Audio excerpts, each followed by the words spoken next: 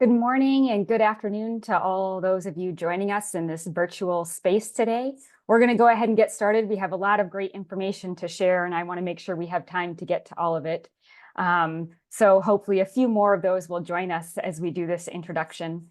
The Justice Coalition of Religious is pleased to welcome you to today's education session focused on tending to our mental health as advocacy practitioners. It's my honor to introduce our guest speaker today, Rebekah Sears.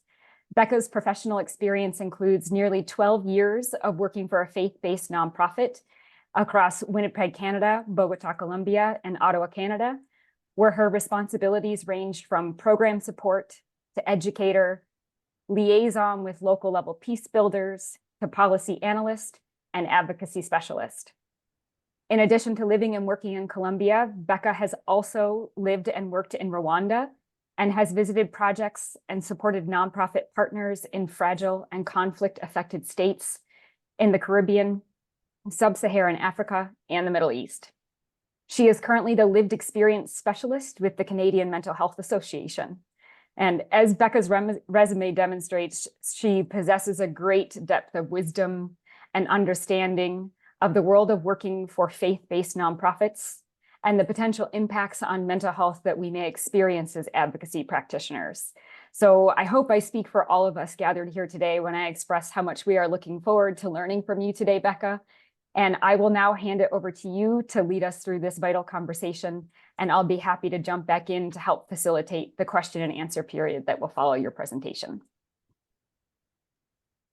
Thanks so much, Katie, and also thanks to Teresa, who helped organize this as well. I'm just going to share my screen. Okay, we practiced this earlier. Oh, and it's shared in the middle of a presentation, so we'll just go to the top. All right, here we go. So can everyone see? Yes, you can. Great. Great. So hi, everyone. It's so wonderful to be here. And thanks so much to Katie and Teresa, as I mentioned, and Justice Coalition of Religious, and for this invitation. So this is one of my favorite topics, mental health and the nonprofit sector, partly because it speaks to my own lived experience, and partly just because of the passion that I feel for the kind of work that you all do. So I'm going to be talking about some difficult things today, including the challenges of working in this sector. So I invite everyone just to take care and do what you need to do to look after your own health and wellness. If you need to take a break or turn off your camera or just lay down, please go ahead. We're recording this session, so and I'm happy to share my slides with folks afterwards and also my notes if you want to follow up on some things, and you can catch up later. So I'd also invite you to share experiences or thoughts in the chat throughout, or jump in with questions. I noticed we're not a super big group today, so we can do that. And I can't see hands raised, but Katie is helping watch that. If there's a hand raised, it's actually better just to jump in, or things in the chat if there are urgent questions that come up. And we'll have time at the end as well for a question and answer period. So I look forward to hearing your thoughts on this. So, yeah, just checking that out the slide. So I'll start with a little bit about me. So Katie already gave an introduction, so a little bit about myself and why this is one of my favorite topics. So I love the nonprofit sector, especially advocacy work. So up until recently, as Katie said, I've been involved in advocacy and justice issues from a faith-based group, working in international development and peace building. So for over 10 years, living in Canada, Rwanda, and Colombia, and visiting the Caribbean, all over Sub-Saharan Africa and the Middle East. You might recognize a couple people in those pictures. There's myself and Katie as well. We went on one trip together that was pretty awesome. So I also live with a mental illness, specifically anxiety. And the reality is, often work in this sector was a major trigger for my anxiety. And the realities of the work that we do, pushing up against complex and ingrained systems with big financial interests and power, and exposure to trauma throughout the work. And to be honest, I was not seeing or experiencing comprehensive supports from my organization or the sector as a whole. So this is not just for people with a mental illness, for other colleagues who are also exposed to trauma and very difficult topics, be it secondary or directly. And so I should note that there were times when I had excellent support in my health, but sadly, it's predominantly depended on my supervisor at the time. So it was inconsistent more than anything else. And in the end, we all have mental health, and it's quite natural, normal, and understandable to be greatly impacted by the kind of work that you do, pushing for justice for the oppressed and relief of suffering. So I want to unpack some of these realities today, and also look in some ways that individuals and organizations can respond to help yourself and to help others as well. And so now, as Katie mentioned, I work for the Canadian Mental Health Association, working with the voices of people with lived experience, trying to promote that in our work. There we go. So before we dive into the topic at hand, I'd like to start with a bit of a faith reflection. So when I think, as this is a religious organization, and I come from that background also. So when I think about mental health and emotional health in scripture, I can't help but think of the Psalms. You'll never find such a full spectrum of emotions, of spiritual joy and despair, all melding together than in that part of the Bible, except for maybe Job or the Lamentations of Jeremiah. I highly recommend making this part of your regular practice. It's been really beneficial for me to reflect on these things. Plus, it's a great time of year to start reflecting on the lamenting Psalms, particularly being as we're just at the start of Lent. It's incredibly cathartic, I find, for this line of work to normalize feelings of grief, frustration, and even despair as we work on really life and death causes and works of justice in an unjust world. And also cathartic bringing these things to God. So I just have a few Psalms I want to reflect on. So you'll recognize some of these passages, I'm sure. So from Psalm 22, my God, why have you forsaken me? Why are you so far from helping me? From the words of my groaning. Oh my God, I cry by day, but you do not answer. By night, but find no rest. And so come these familiar words, part of which were the words of Jesus as he felt cast out from the presence of God while on the cross. Or the Psalter in Psalm 44 as he cries, rouse yourself, crying to God. Why do you sleep, O Lord? Awake. Do you cast us off forever? Why do you hide your face? Why do you forget our affliction and oppression? Do you ever feel like praying that in your work of justice? I know that I have, and I've prayed it many times, feeling that the work is just stalled and wondering where God is in all of this really hard contexts and topics. Then finally, one of my favorite Psalms, Psalm 88. I am overwhelmed with troubles, and my life draws near to death. I am counted among those who go down into the pit. I am like one without strength. Darkness is my closest friend. Now, why, you may ask, would I share these hard passages with you, especially this last one, which is a really hard psalm? Again, it's for me, it's normalizing this range of emotion and deep care and passion that we have for this work. It's about crying out for help to God and to others when we're facing such challenges. God is here with us, and we can also be there for each other. So I recommend a few just different resources for thinking about the dark emotions and thinking about lament. So definitely Old Testament theologian Walter Brueggemann's book, The Message of the Psalms, a theological commentary, to help walk through the various range of emotions that is the Psalms. We often talk about grief, sadness, despair, and anger as negative emotions, whereas we name happiness, joy, and grace as positive emotions. But I prefer to think of them as light and dark emotions. They're not negative or positive, as they exist to comfort and teach us about life and our life's work. So I'll make a few other recommendations here. Healing Through the Dark Emotions, The Wisdom of Grief, Fear, and Despair by Miriam Greenspan. And she comes from a Jewish background. And then Learning to Walk in the Dark by Barbara Brown Taylor, who comes from a Christian background, both delving into the wisdom and learning from the dark. And just to close this reflection, not only do I believe these dark emotions play an important role in our growth and in managing our mental health, I believe we're also called to help and support each other. So I just want to close with this reflection time with this passage from the book of Acts. I love the image of the early church in Acts, a community of faith that is bound together, filling in the gaps where there are needs, and no one gets left behind, including those struggling. So from Acts chapter 2, verses 42 to 47. They devoted themselves to the apostles' teaching and to fellowship, to the breaking of bread and to prayer.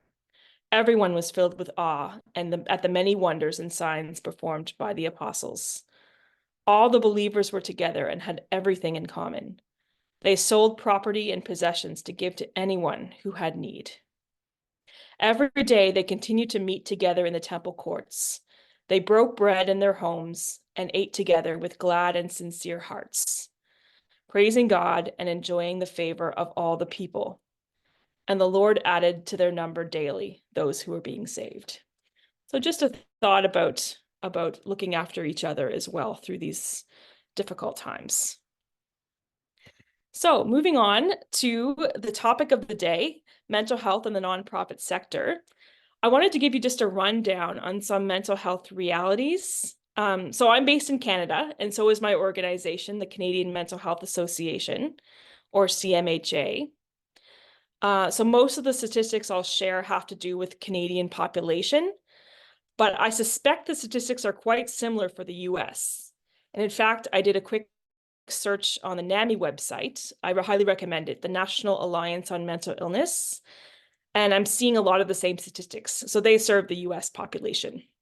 So I recommend consulting that website for further information on the US population in particular.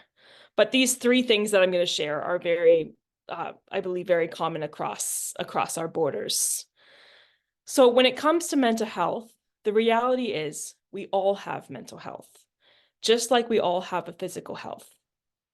And at some point in our lives, we all experience varying levels of mental health, high or low mental health, or somewhere in the middle. At CMHA, we call this the 5 and 5.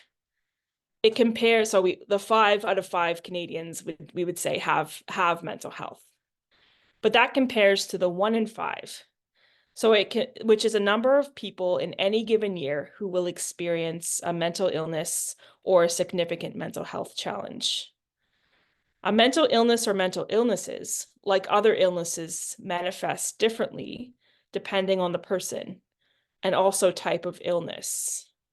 Some are short-lived, while others are chronic. Some are more episodic, while others are constant or persistent. Some mental illness is caused by biology or genetics. Others caused by environment or situations, like, for example, being exposed to trauma. And others we still don't know. Not everyone will experience a mental illness in their lifetime, but CMHA estimates that by the time someone reaches age 40, there is a 50% chance that they have experienced or have a mental illness at some point in their life. Yet, in many ways, mental illness continues to remain a mystery. How exactly it works, how to treat it, the impacts of things like medications, the connection to the body, and stigma remains an issue, both hindering things like access to treatment, availability of treatment, or even recognizing the signs and symptoms. And so part of the work that we do at CMHA is trying to break down those stigmas and allow people to come and talk about these things openly and to get help, whether they're experiencing a mental illness or just a mental health challenge or some kind of variability in their mental health at that time to get help. So what does this have to do with the nonprofit sector? So that these general kind of look at mental health in our two different nations, and particularly for those working in advocacy. So the reality is this sector brings with it significant stressors and setbacks while working on issues of vital importance. and often alongside communities that are vulnerable to all kinds of issues. So the impacts of climate change, conflict, violence, oppression, forced displacement, injustice, and more, not to mention exposure to trauma, which I'll get to specifically in the next section. In advocacy, change happens slowly, if it happens at all, and it's filled with all kinds of setbacks. Settling for less than the ideal conditions, and frustrations about dealing with inaction and often things moving in the wrong direction, or dealing with really powerful governments and agencies. When there was a win in advocacy, it feels great and freeing, but so much work and so many hours goes into influencing the smallest of changes. And then when it comes to hours, there is so much pressure to keep working and working long after regular hours have ended. The weight of the causes that you work on, that means that you never feel the work is complete or can be put down. There's always more that can be done. Working in these areas day in and day out cannot help but have some kind of impact on one's mental health, well-being. As Francoise Mathieu, she's the founder of the Tend Academy, puts it, the reality is we work amid oceans of pain, and there will always be more clients in need that we can possibly help. So that's kind of the general basis of the sector. But some of the specific challenges include, this first one, challenges for people with an existing mental health challenge or illness, and the possibilities of worsening health and/or the possibility of developing a mental health challenge or illness. So I know the former was the case for myself. I had been diagnosed before working in international peace building and advocacy. But the weight of the work and the harsh realities of the contexts in which we work, plus inconsistent support, made for a very challenging situation at times. So the next one is challenges from the overall context, and persistent exposure to trauma in difficult contexts, combined with the weight of the need and pressure to work continuously, can lead to any number of stress-related conditions. So that's a mouthful there, just in terms of the weight of the work that you do, the exposure to trauma, the pressure to continue working. So some of these include burnout, compassion fatigue or empathetic strain, secondary traumatic stress or vicarious trauma, or other stressors, including feeling a lack of control and feeling that there is stagnation. So we could do a webinar on each of these factors alone, but for the sake of time, I'll be quick here. So burnout, including to the book I have posted on there, The Secret to Unlocking the Stress Code, they argue that there are three main components. First, emotional exhaustion, the fatigue that comes from caring too much for too long. Second, depersonalization, the depletion of empathy, caring, and compassion. And third, a decreased sense of accomplishment, an unconquerable sense of futility. So feeling like nothing you do makes a difference. So this is a great resource, The Secret to Unlocking the Stress Code by Emily and Amelia Nagoski. I'd highly recommend it. Similar to burnout, we have compassion fatigue or empathetic strain. So in this book, I have posted the compassion fatigue workbook. They describe it as a profound emotional, physical exhaustion that helping professionals and caregivers can develop over the course of their career as helpers, and often described as the cost of caring. So I highly recommend this workbook. I've worked through it myself and have shared it with others, and it's a great way to reflect on these kinds of things and work through these issues. And then there's secondary traumatic stress or vicarious trauma. It's also a process where someone's overall worldview changes, often after repeated exposure to the trauma of others. It happens when stories we hear others experiencing transfer onto us, and the impacts of that as well.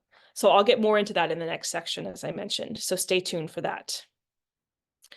And the third main challenge of mental health from our sector, is the challenges from a sector that is not equipped to lead on the risk factors for mental health. So later on, I'm going to be talking about some organizations that are leading on risk factors for mental health in the nonprofit sector. So there are even some that work within the humanitarian and human rights and justice responses. But overall, I found this to be a lacking thing within the sector in terms of acknowledgement of the impacts of working in the sector, the education, and also investment of resources.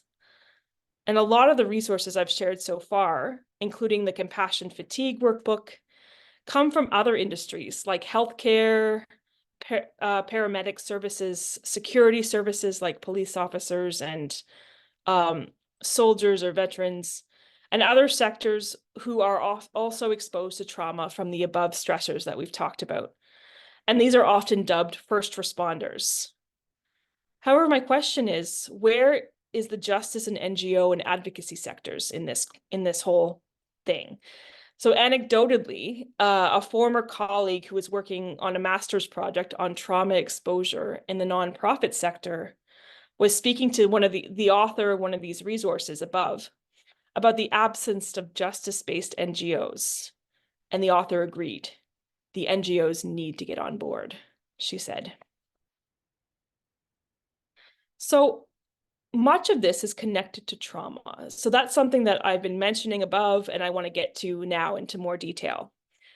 You might wonder how trauma is connected to the work that you currently are involved in and working in this sector.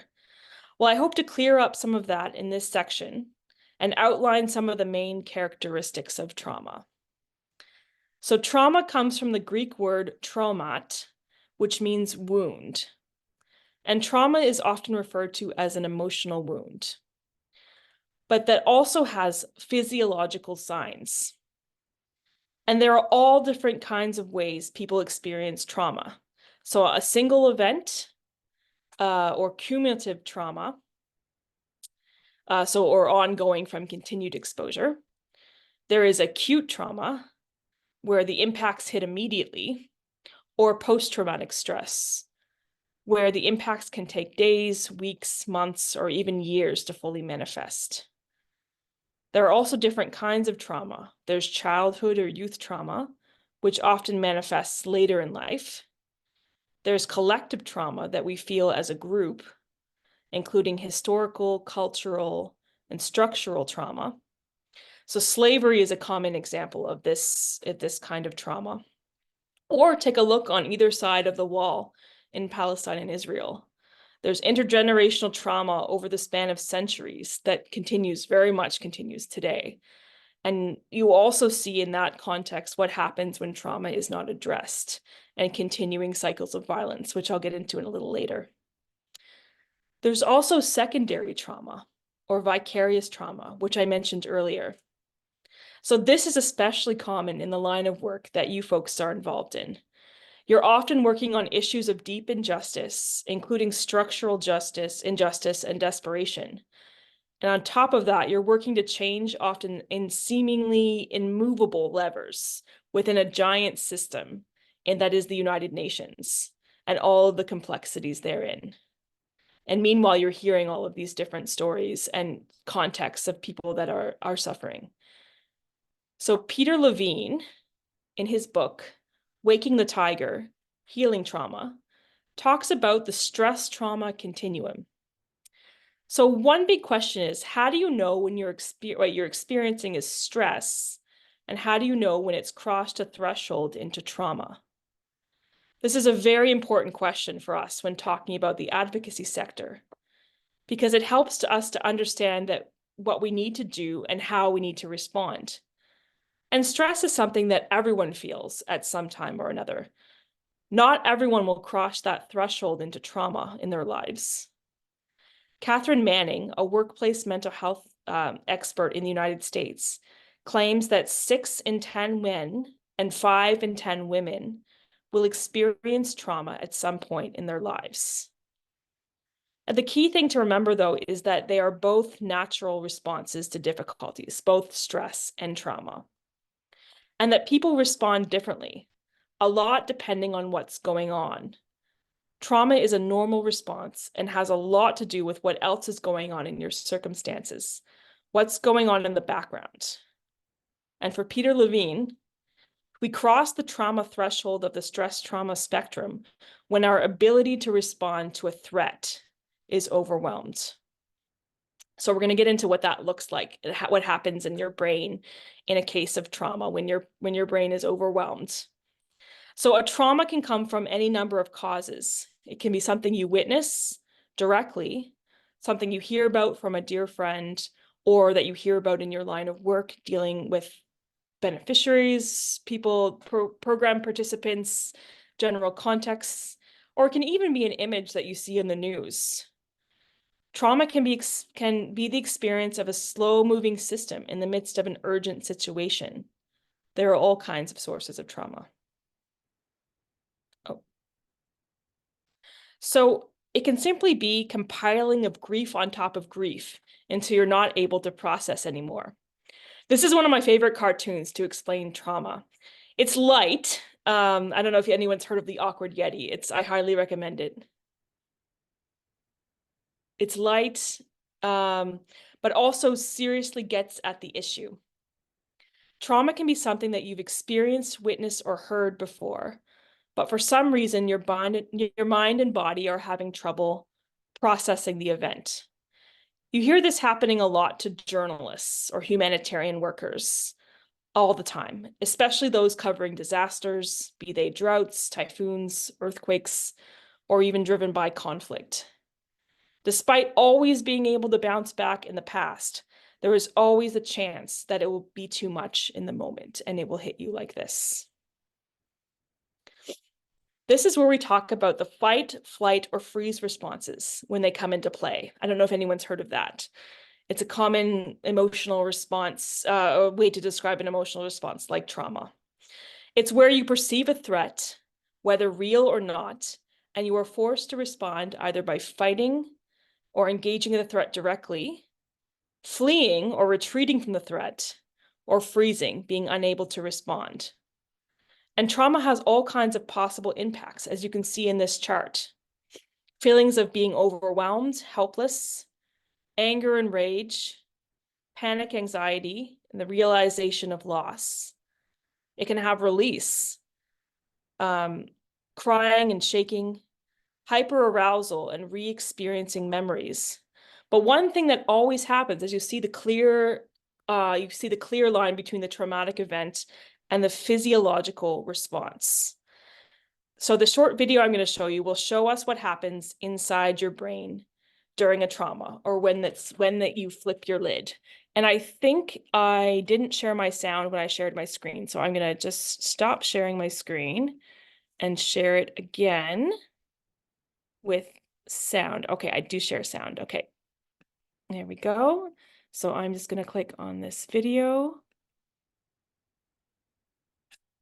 And Katie, if you give me a thumbs up. The best just keeps getting better at the Hyundai Advantage sales Sorry event. for the commercial.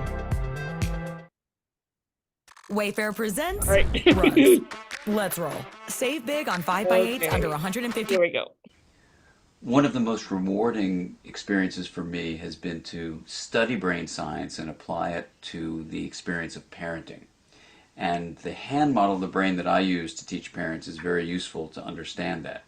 So if you take your thumb and put it in the middle of your palm, put your fingers over the top, this is a very useful model of the brain. And when we can actually see in front of us what's going on in the brain, then we can change what the brain does.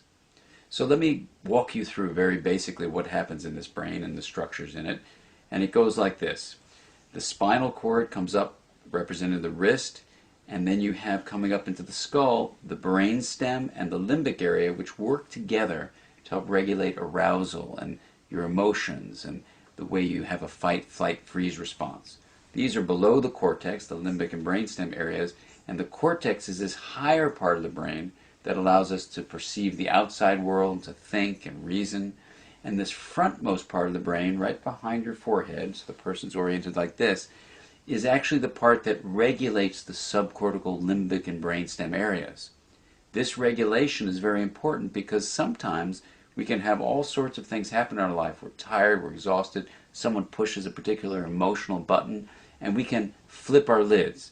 So rather than being tuned in and connected and balanced and flexible, we can lose all of that flexibility, even lose moral reasoning, and act in ways that are terrifying to others, including our children. Now, you can actually bring yourself back online and come back to the high road and make a repair with your child, and that's important to explain to them. And you can also use this hand model of the brain to explain to children, even as young as 5 and 6, how to understand when their emotions are rising up from the brainstem and limbic areas here, and how it's overriding the prefrontal area and making it so they may be about to flip their lids. So I've had kids come tell me that they're about to go flip their lids and they need a break. They need a timeout. And by even just naming that, they can tame it. And that's the power of using the hand model for ourselves and our children to help us all make sense of what goes on in the emotional communication that we have in the course of day-to-day life.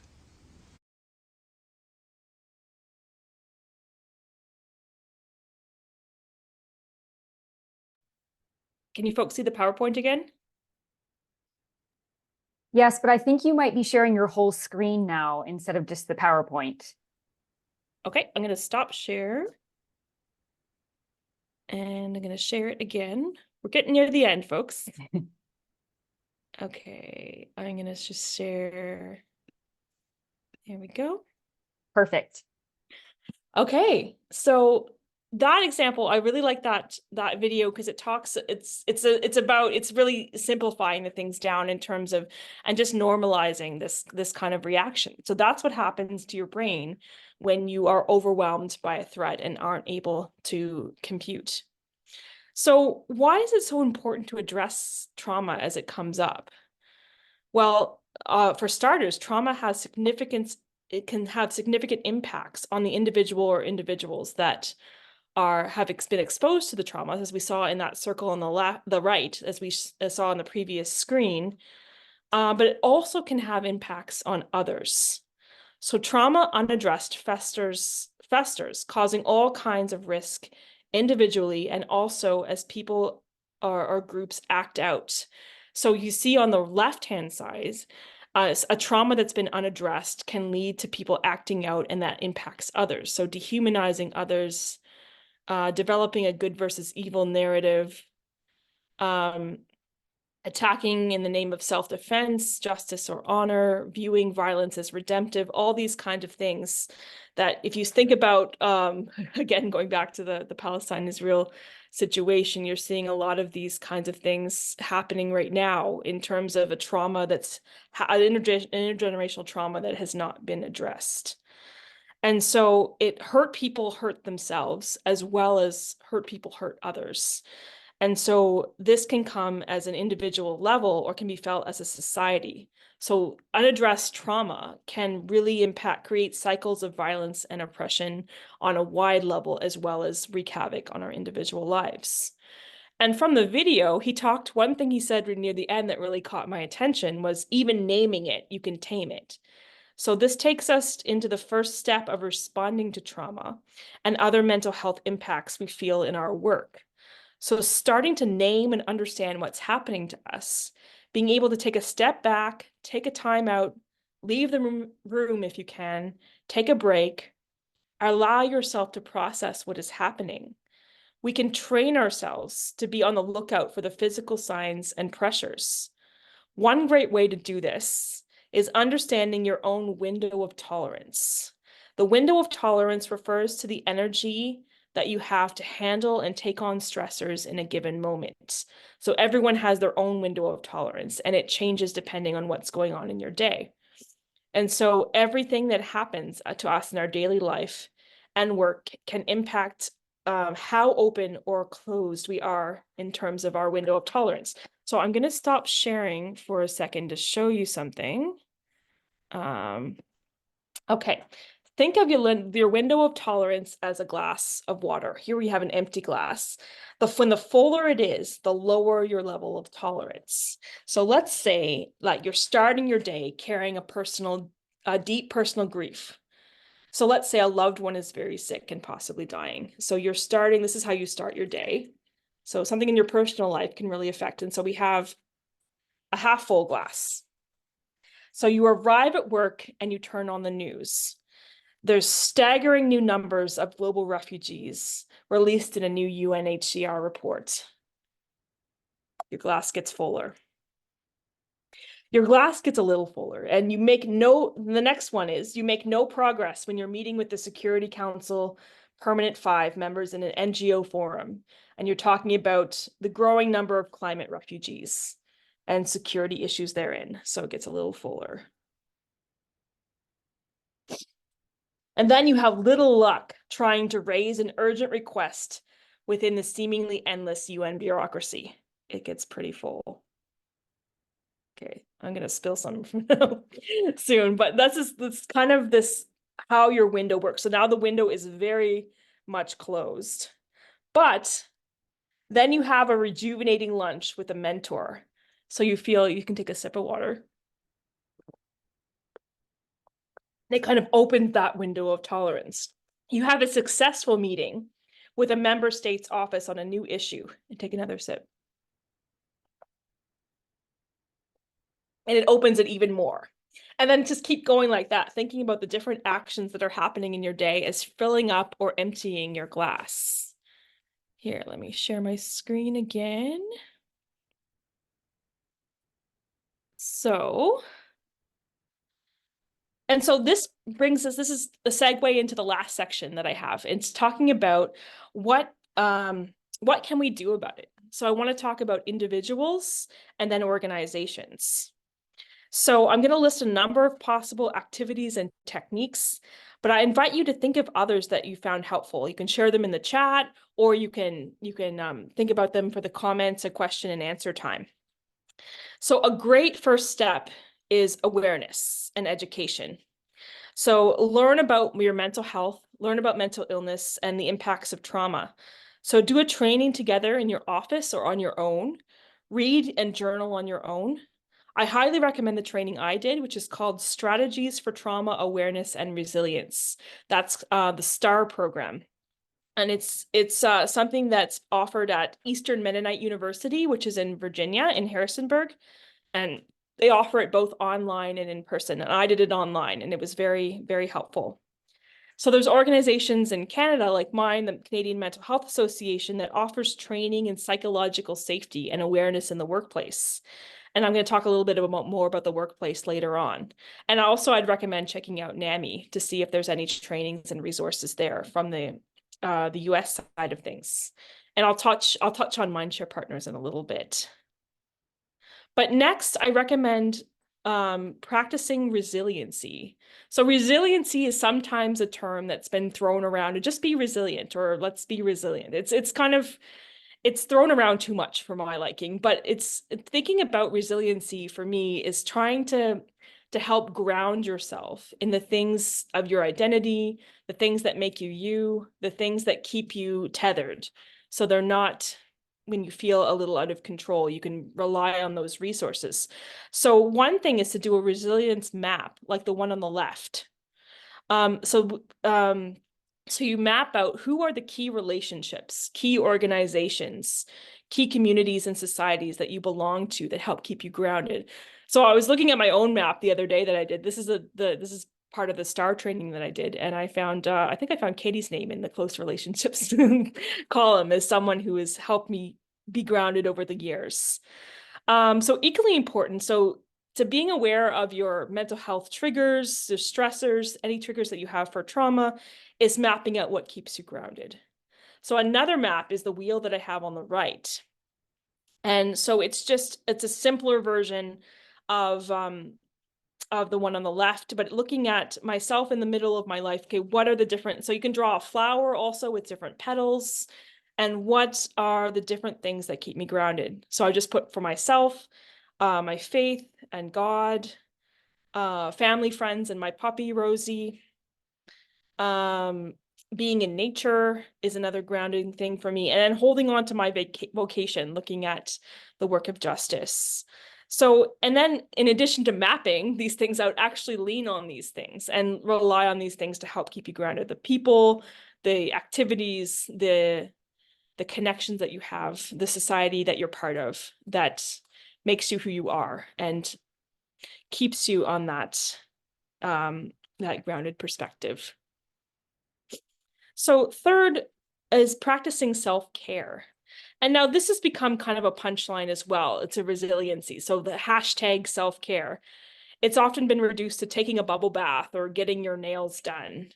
And all while maintaining the same level of intensity in your work and not addressing things like establishing healthy boundaries, including when it comes to your work. So yes, getting a bubble bath or a massage or getting out for a walk in nature, which I just talked about in the previous slide, they're all good things to do. And they can help you open your window of tolerance, lower the water in your glass, as I talked about, and just help you take a breather. But self-care on its as a concept is much more than that. Often it's about addressing the roots of the stressors and making some concrete changes in your life. So think about it. I wonder how many of you work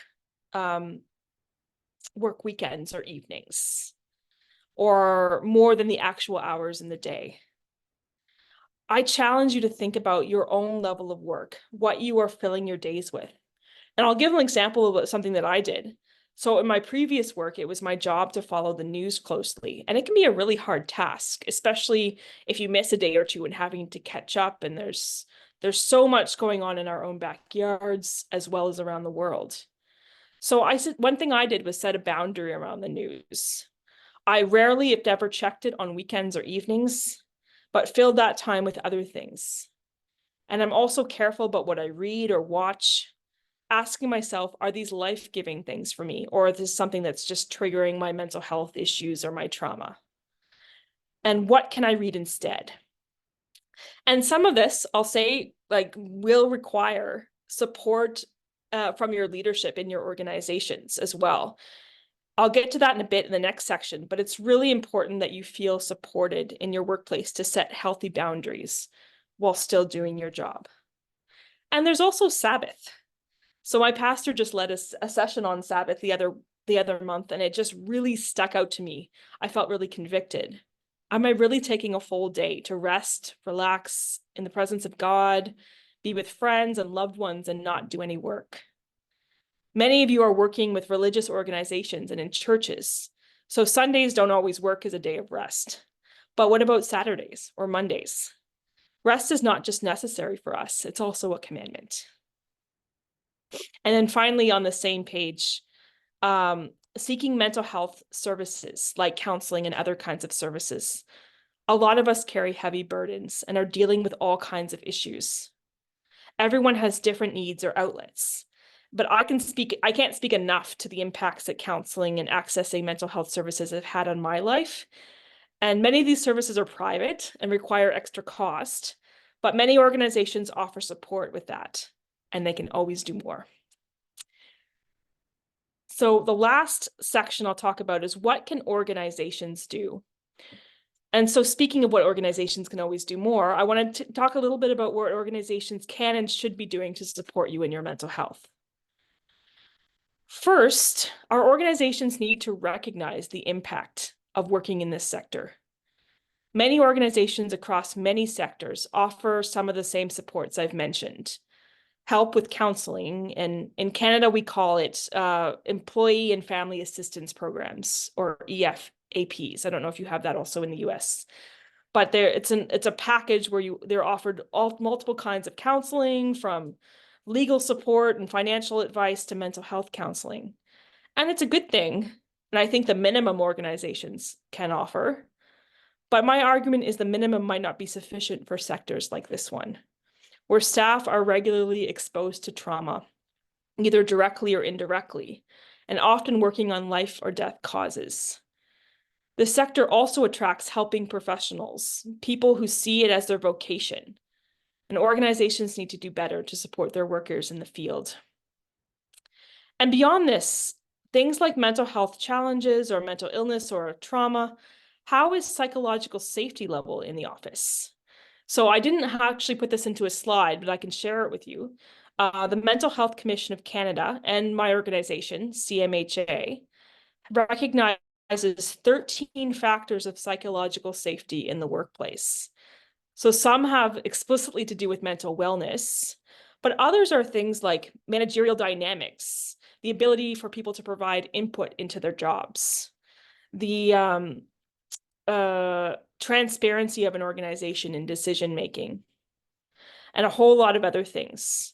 So I only have time to scratch the surface of that now, but there's training and standardizations and other practices out there to ensure psychological safety in the workplaces. So CMHA offers trainings for organizations and individuals, as well as programs called Not Myself Today, designed to break the barriers of addressing emotional and other stressors in the workplace. And Mindshare Partners, which I have a link to their logo down there, would be a great example of a mental health focused organization, a workplace mental health focused organization in the United States. So their founder and former CEO, Kelly Greenfield, is featured in the Harvard Business Review, among other sources. And speaking of the Harvard Business Review, mental health workplace expert, Catherine Manning, who I mentioned earlier, made the case that all workplaces need to be trauma-informed. And she cited the Center for Disease Control in the United States and their identifying of 6 guiding principles of a trauma-informed workplace. So we have safety, trustworthiness and transparency, peer support, collaboration and mutuality, empowerment, voice and choice, and then addressing cultural, historical, and gender issues. When it comes down to these guidelines, Manning argues that it's about acknowledgement. I will be heard, support, I can get the help I need, and trust, I will be treated fairly. I argue that in workplaces regularly exposed to trauma and other difficult circumstances like this sector, from those to the front lines to the advocacy and communication desks, need to pay extra heed to this. And finally, my last point, looking for resources. So I've mentioned Mindshare Partners, CMHA, the TEND Academy, but I'd suggest another organization right in the advocacy and humanitarian sector called the Headington Institute. So they're based in California, and they seek to equip humanitarian and other workers in this field with the capacity to manage trauma and mental health by establishing guidelines and practices that train and support workers in the field and work alongside organizations. So I highly recommend them. And those are just some of the ways you as individuals or organizations can address mental health and trauma in the nonprofit and advocacy sector. So the bottom line is we need to talk about these issues, wrestle with them together, and support each other through the difficult and good days of advocacy. And that's the end. I'll stop sharing so I can see people, but yeah, if people have questions or comments, Katie, you want to help me? Definitely. And thank you, Becca, so much. I mean, you've crammed so much into such a small period of time. You and I have spent so much time discussing these multifaceted dimensions of mental health, especially in our sector. And I really appreciate how much you've condensed into a short time period. So we're going to go ahead and open it up to questions. You are welcome to raise your hand either physically or if you can find the button on Zoom. I will keep an eye out for both. You can also drop questions in the chat box as well.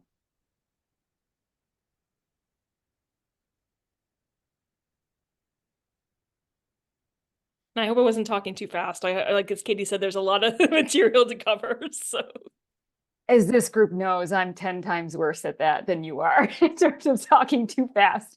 So You were talking fast.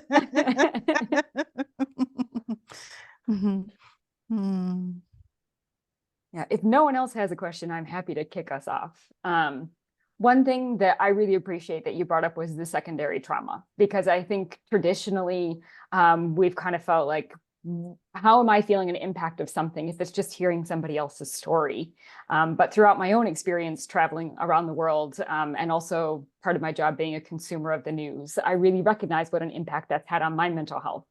And so knowing that this is still the sector I'm staying in and operating in, there's kind of a two-piece question I have. And that is, in terms of, we have a community that loves to share stories because we have to for our work.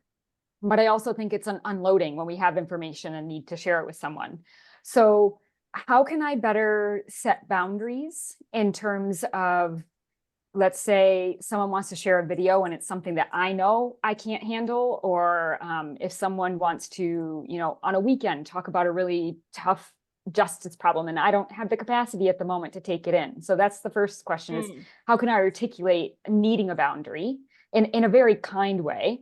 And then also, how can I be more generous to others that I work with in terms of considering before I share something? Is there a way I can begin a practice of asking for someone's consent before I share something verbally or pictorially or via a video? So kind of those two pieces. How can I set a boundary for myself and express that kindly? And how can I be more generous in allowing others to express where theirs are at? I think it's a good question. And I think it's really hard because people need to share often what happens with them and what's going on with them and stories. But I think honesty is the best policy, and saying like and setting your boundary in terms of saying, I'm not necessarily in a headspace right now where I can talk about this. Is there anyone else you can talk to? Have you tried talking to this person or that? If you have another suggestion for somebody. And yeah, so it's hard to know like how to set that. I think I've struggled with this in my own life as well. Just being honest about where you're at in terms of, so let's say your window of tolerance is quite narrow that day. Just to kind of set that stage and interrupt and say, listen, I don't know if I can handle this today, or I don't know if I can watch this video at this time. If you're in a group like this,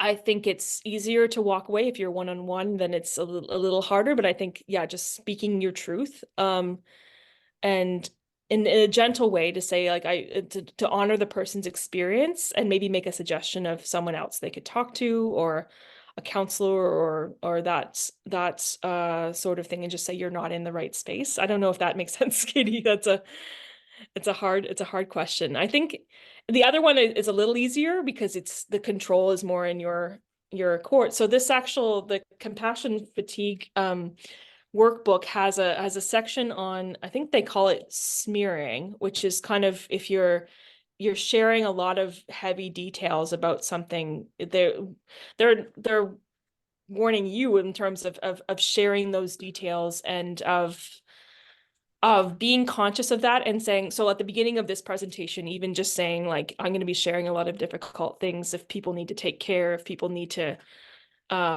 just being aware of that, what kinds of issues that you're going to be talking about, and one understanding that you don't know what's going on in the lives of the others that you're talking to. So, but really trying to be explicit about, I'm going to be sharing this difficult story. Does anyone need to step away? Does anyone need to, like being proactive about that. So I think that's easier to answer because it's on our side, but it's trying to find an outlet for that. And often for me, I find if I'm sharing my own story of grief, I might try journaling or writing about it first, and trying to get my own perspective and processing done before I might bring somebody else in. But yeah, those are really great questions, and really hard for this kind of sector. Yeah, thank you. I really appreciate that. And I think that's very helpful in terms of me trying to carry forward being more mindful of others and their mental health as well. I see we do have a hand raised. Michelle, go ahead. Yeah, I would like first of all to say thank you to Rebekah. It was a wonderful presentation. My questions, but I have one particularly. We are living in a world, in a community, in a space that with people, they don't know you. They don't know how much, you went through, during your life. Can be many, and you have, I know, we say trauma. but I will say traumas, because we have different trauma. No, usually trauma is singular, because I learned that, you know, with people, with ladies, traffic for sex I was working with. But for me, I found it's different traumas that you can have. And being in situation many years in war-torn countries, being with human, you know, it's just you know, the story of life that sometimes is very heavy. And you arrive in a setting that people, they don't know you, you know, and it's very hard because they expect you, for example, to be in front of the TV and and watching, you know, some pictures, definitely, that not only trigger you, but deeply make you in a very bad situation. Not only trigger, but you know, when you had during your life, you know, the guns on your neck, and you see all these guns in front of you, even if you worked during a certain period of time with you know, counseling or etc. But it's there, you know, so call that triggers if you want. Yes, but it's sometimes it's much more than that, and you need to live with people around you that accept you, you know, in a way that, and it's hard sometimes, and you talk about that just before, to make people aware, well, you know, I cannot see that now. Okay, or I can, and they say, oh, what is doing with this lady? She's crazy. No, you know, it's very often, you know, simple to just send something like this at your face. Oh, she's crazy. You know what I mean? She cannot even see this kind of picture. Yeah, but you know, even if you worked on it for a while, it's still there, you know, and I think you are going to die with it, because it cannot be erased from your memory of it for your life. Absolutely.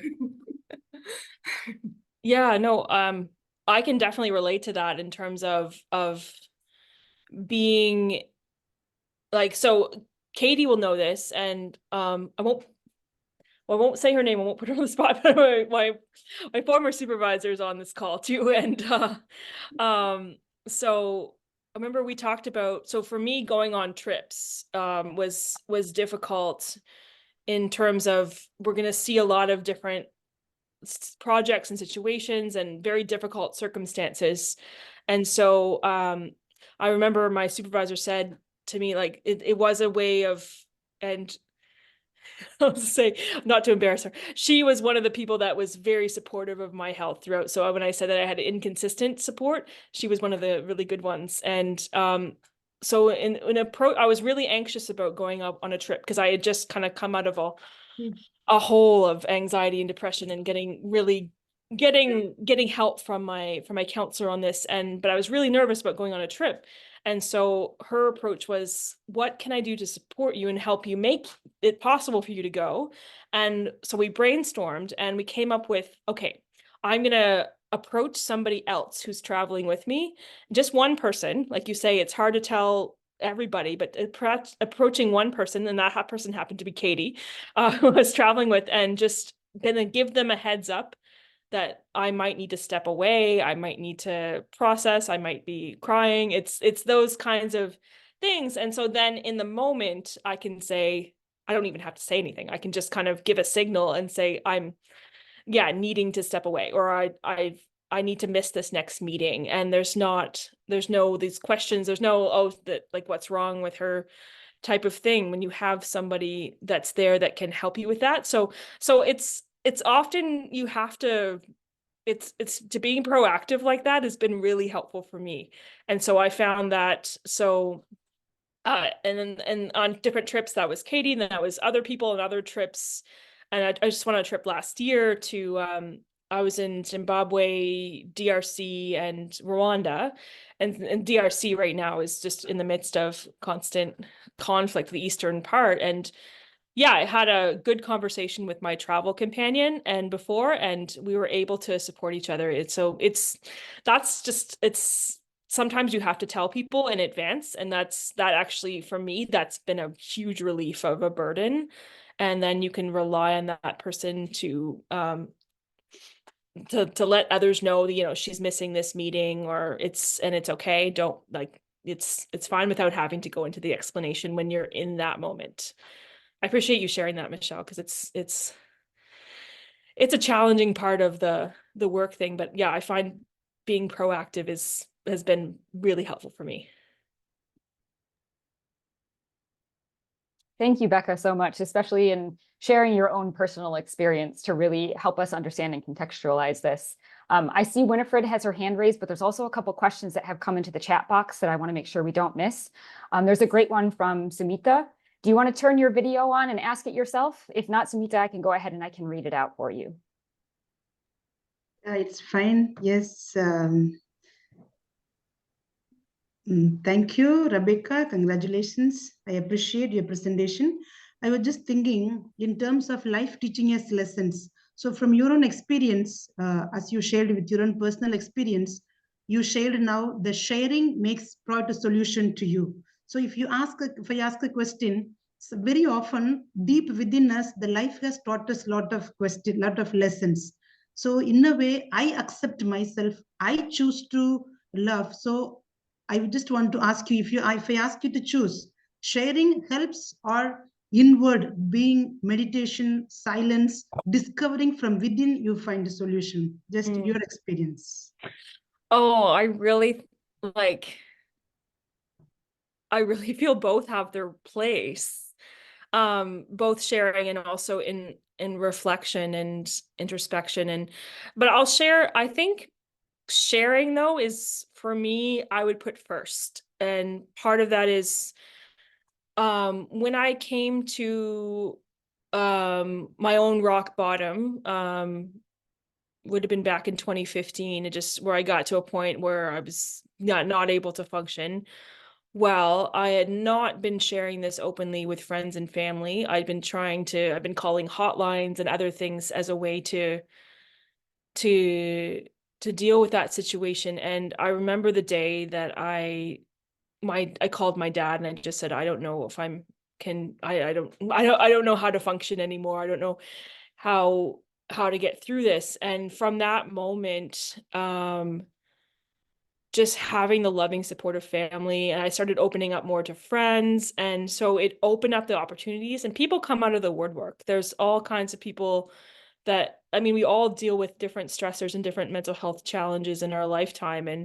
And a lot of people have mental illness and experience in their lifetime. Like, we estimate by the time you're 40, up to 50% of the population will have had something, have a mental illness or a significant mental health challenge. So people came out of the woodwork in support. And so talking about it also is a helpful thing in making it safe for others to share. So I find it's helpful for yourself, helpful for others.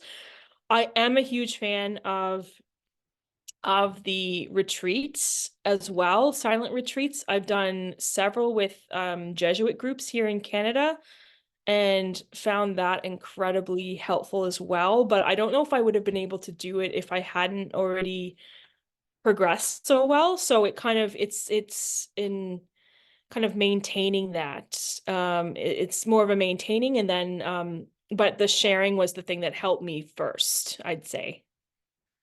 If that answers your question. Okay, I'm getting a thumbs up. And I see Winifred is also waiting with a question. Thank you very much, JCoR and Rebekah, in terms of this, I think, hugely important and very timely conversation. I'd like to ask you to be maybe a little bit more specific about what might be the organizational supports that ideally could be, or can I say should be, in place. And I say that based on my own experience mostly, but also looking and experiencing, you know, UN representatives who come here to New York, often from their own country, you know, they're not US citizens, and are literally, what I say, dropped into a space that has a huge learning curve.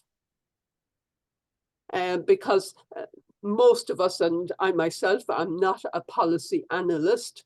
I am not, I'm a practitioner, I'm a social worker, but then you have to move from the skills that you already know about and have some comfort in, if I can put it that way, to adapting to a new culture, often on your own, in terms of maybe not being linked with one's own community because you come from a different continent or whatever. And then the whole issue of how and where engage in the United Nations. Now, I know in some of my support work as a long member of the community has been to say to people, look, you know, you need to take a year or more to begin to see even what to do. But behind the scenes, the organization drops you in and expects you to be fully functioning when you can't even read the language of what's going on or understand, I mean, acronyms or who are all these people, what are they all about? They all seem to be so engaged. Where will I get in? What can I do? So there's all that. So not alone just anxiety and the trauma of moving and transitioning and all the rest of it, there's certain expectations that are put, I think, on us when we come to this job, both in terms of leaderships who appoint us, but also in terms of our colleagues in particular congregations, from like, you're doing great work to what are you doing? And you know, why stay there? You're not doing anything. And you're literally working all the hours God sends. I'm speaking for myself now, with no regard for boundaries, trying to impact this person, that organization, this commission, this whatever it is. And so it's really, really, I'm not sure that I have looked at it in terms of trauma the way you have presented it this morning. But I mean, I think you're highlighting something that we indeed, as the JCoR, as the run community, need to take much more cognizance of for our own selves and our colleagues, but also somewhere, how can we educate our leaderships? And that's where I come back to, like, what are these supports that need to be put in place? And can I just add then to that, sometimes we're in small offices with one person employed if we're part of a religious congregation. And where and what are the supports that are expected from the person in the office who's leading up, and the persons around? You mentioned something about, you know, ambience in the office and good communication, etc., etc. But like, equally, one has to think that the other person is equally coming with traumas, and how be a kind of sensitive to that, etc., etc. So sorry now for putting out a whole lot there, but maybe some little bits of guidelines, both for us as the run JCoR communities, as members of our own organizations, and how we can work that, and what do we need to say to our organizations. So thank you again. Wow, that's a lot of stuff. So I'll try, Winifred, I'll try to I think back to like and I can share this. I didn't realize I didn't put this on the slide. Kind of some of the CDC guidelines for a trauma-informed workplace. And so one of the things I was thinking about as you were talking, so we have safety, trustworthiness, collaboration, empowerment, and culture, addressing cultural issues. But the one thing that stuck out to me in what you were talking about is peer support, and having pairing, and I was judging award ceremony a few months ago for mental health in the workplace. And one thing that really stuck out from actually the organization that I ranked the highest was that one of the things they had was pairing someone with a more experienced person when they start on. And so having someone to be able to talk to and recognizing that kind of dynamic. So I think that that's what organizations can do within themselves, but also within a network. So you folks are part of this coalition. Are there people cross organizations, especially if you're one person in an office? Are there organizations you can rely on for that official support? And I think making those key connections with people is, especially people who have been through a similar situation. And so like the principles of peer support are looking at people that have been through similar circumstances and have been through it, can then able to come and support someone who is going through the same thing or a similar situation. So that's what was sticking out to me, and offering, and I recognize like coming into, like I've worked overseas and in a country that has a different language than my mother tongue, and it's really needs to be on the employer to think about what kinds of resources does this person need in terms of things like accessing counseling, and does your organization offer programs in counseling or support for financial support for counseling and connections to counselors in their own language and that sort of thing. And so when you're coming to that situation from a different country, you don't know how to navigate the system. And so organizations need to be clear in terms of addressing some of those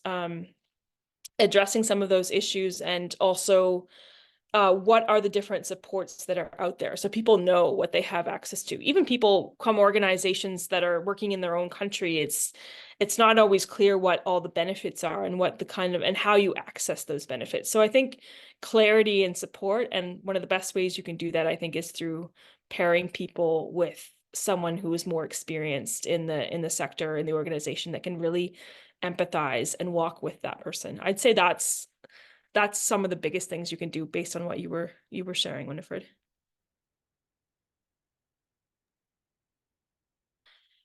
Thanks. And I noticed Isabel did have her hand raised for a short bit, but I don't see it anymore. Isabel, did you still have a question that you wanted to ask?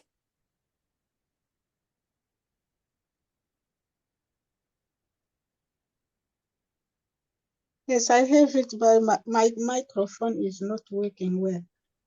I can try. So we can hear you. We can hear you. Yeah. Yes, I'm using a tablet too. Thank you for this wonderful conversation. And my question is, during the conversation, when we have ways to avoid stresses or trauma, one of the ways was to avoid watching or looking for information that will give you more stress or more trauma. Now, there are situations that you can't avoid. Like you were talking about, for example, you are far away from your country, the way Sister Michelle was talking about. And you always hear things. You are already in a difficult situation because you left the country, you are far away. Sometimes you don't have family where you are. And every time you are tempted to looking for information from where you came from. See, for example, people who go away from their country because of war. He is far away, he is safe, but every time you are tempted to looking this information, to know what is going on today, and instead of avoiding, you are looking for news and you are always stressed and traumatized. One of the other things also we can't avoid Now we have telephones, WhatsApp, everything. People keep giving you information. You can't avoid, and you can't tell them stop writing to me or stop sending me such news. Now, my question is, stressful situation are there and you will be in every time. Is there another way of dealing with? You are in a stressful situation. You try to avoid, but you can't avoid. But what can be the other way of dealing with this situation and feel a little bit better? But you have the information, but you have another way to deal with. Yeah, no, that's a great question, because and like, for example, in my previous work, I mean, part of my job, as I mentioned, was watching the news and following up on these things. And especially, as you say, like, I can't imagine people today that are living outside of their country but have family in Gaza or Eastern Congo or Sudan. Yeah, it's incredibly difficult, I'm sure, wanting to keep up with that news, but wanting to protect themselves. And I would say there, like, to really focus on to deliberately and categorically just to delve into the things that ground you, your systems around you, your communities, your resiliency tactics, in terms of just being well aware that these situations are difficult. You have to watch, you have to find out, you have to do this for part of your job, also because potentially your family or friends are in danger, but to really make an effort to delve into those things that ground you. What are some things that ground, like, what are some activities that ground you? What are some people, relationships you can rely on?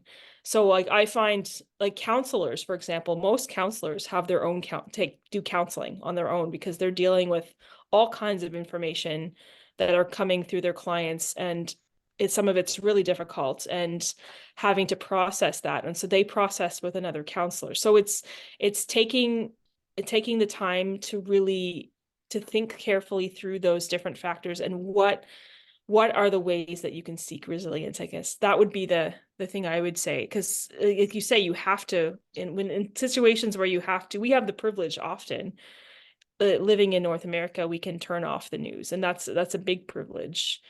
But yeah, in cases where you can't, you just have to be deliberate in seeking out those things that rejuvenate you and keep you grounded, and including talking to somebody else, and excuse me, and debriefing, and yeah, and really stepping up that self-care, I would say. That's a really good question. Thank you.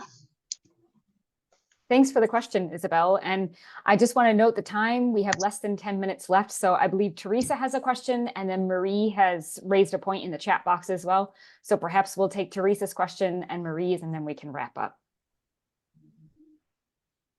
Thanks. And thanks so much, Rebekah, for everything that you've been sharing with us. As people have been talking, I've also been thinking about how part of the stigma in our field that's associated with tending to mental health or taking time for self-care is attached to this notion that it's a form of selfishness.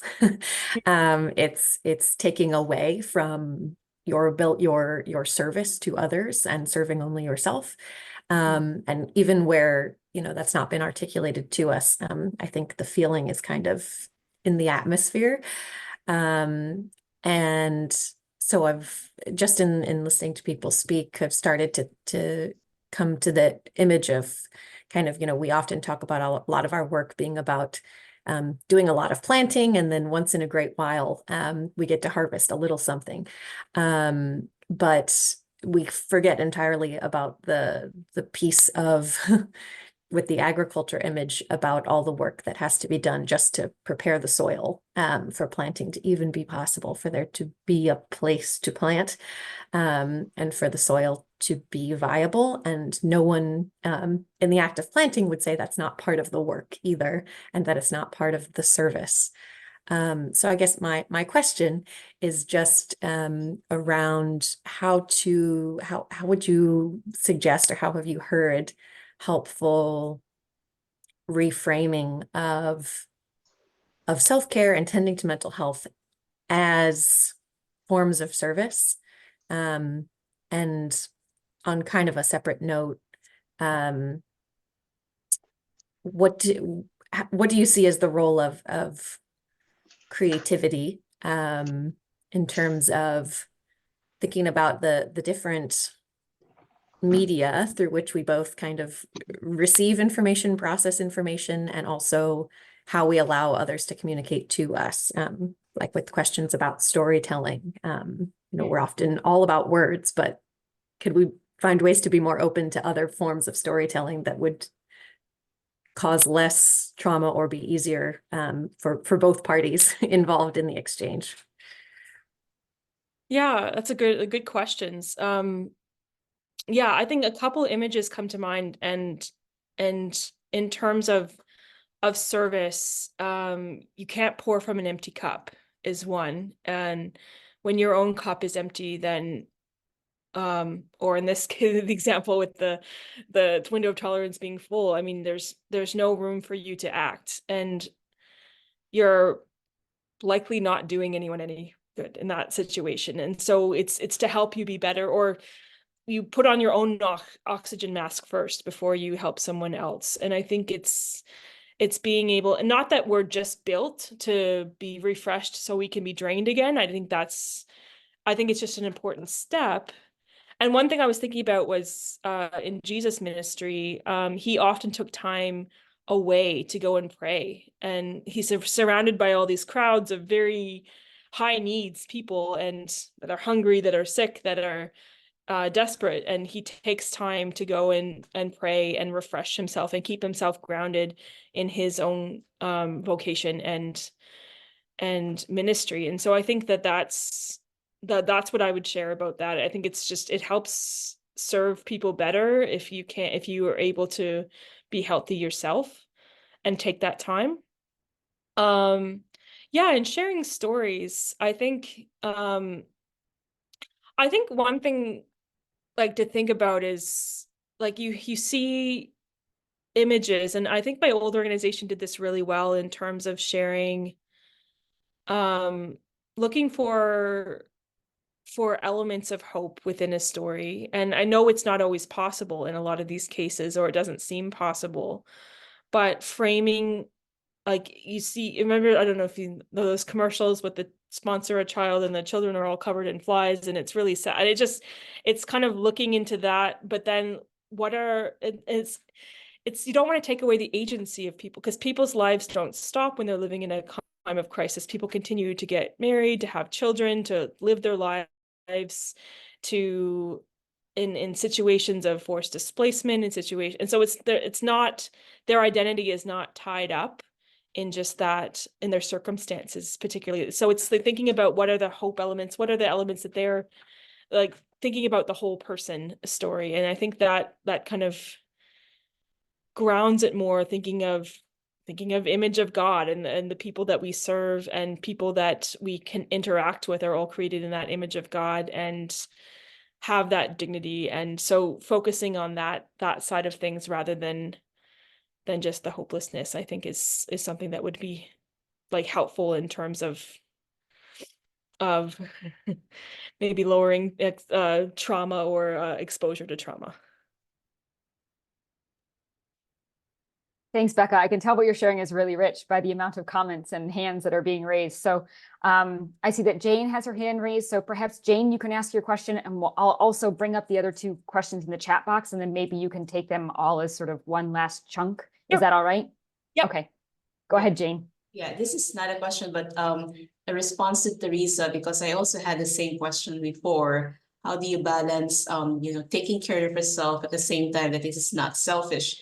last year during the CSW, I attended a side event of women activists, and they come from countries like Syria, Iran, those countries who we know are obvious in war and violence.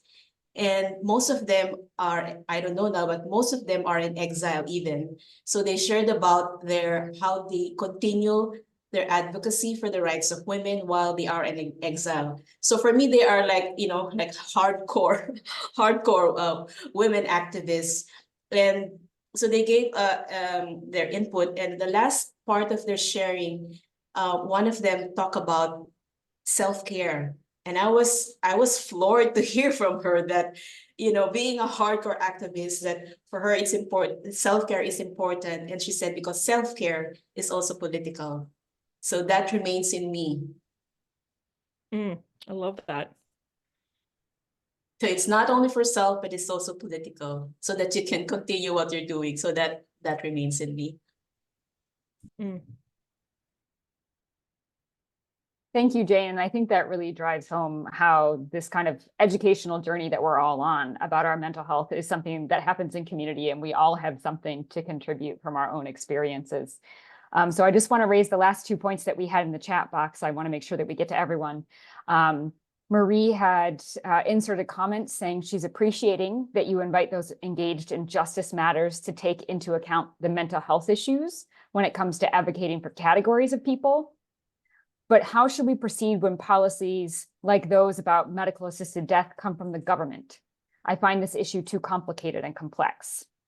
And then the other question relates a little bit to what Teresa had asked earlier. It's from Isabel, and she's asking about people with lived experience of a justice issue who work in the nonprofit sector and are frequently called upon to speak as lived experience representatives, sometimes at the expense of their mental health.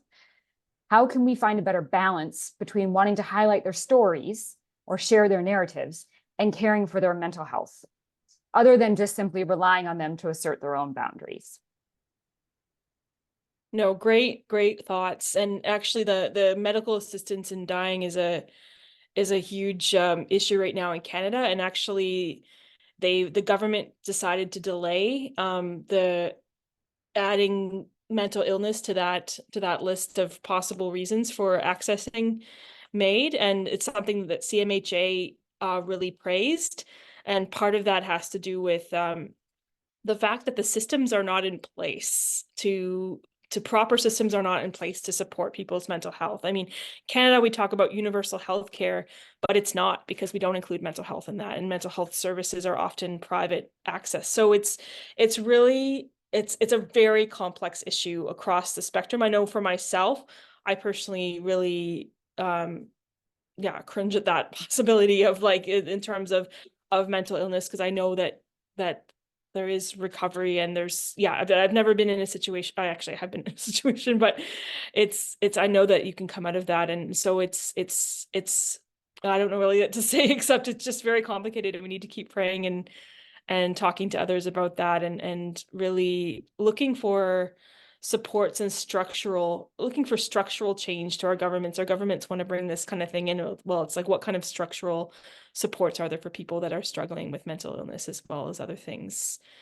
And for the other comment, absolutely great point. And I'm working right now on a project about how we gather and how we tell stories well in my own organization. And I think that's, like, incredibly important to be proactive and help not set the boundaries for people, but really ensure that people have their choice in terms of how often is their story shared, what ways are their stories shared, and the actual telling of their story. So offer them resources and things like that. And so I know in Canada, when we often call on Indigenous peoples in terms of telling their stories of oppression from the government and a lot of things, it's advised to have an elder accompanying them. So then there's someone that can talk to them and walk with them on this if they're having trouble.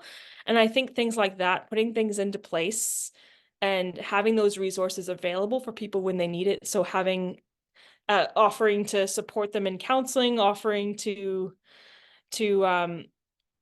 just be mindful and take care of their own needs, giving them permission to say no, and just opening that up. And so it's the agency is in the hands of the people with lived experience, and it's about their empowerment rather than about utilizing their story for our causes. So I think it makes things go slower, but it makes things also a lot better. So I'd really recommend that. And it's something that I'm still figuring out too. We're doing this process of so I can share more what I learned later about how we gather and how we tell stories well. Thank you so much, Becca. And I hope I speak for all of us when I say I cannot extend enough gratitude for you today and what you've helped us to sort of begin to digest and understand and implement in our own lives. I know you took your personal time to be here with us today and share. So you are so appreciated. And I will be sure to follow up with everyone who registered and participated today. I will send out an email once we have your slides, the recording, and the resources posted on our website, so that those who are interested in learning more can go ahead and do so. So thank you so much for everyone for joining us. We really appreciate all of you being here. And I hope this is just the beginning of what will be a continued conversation about how we are supporting one another in our community and our work. I hope everyone has a great remainder of your day. Thank you. Thank you. Really appreciate the questions and feedback from people. So it's really helpful.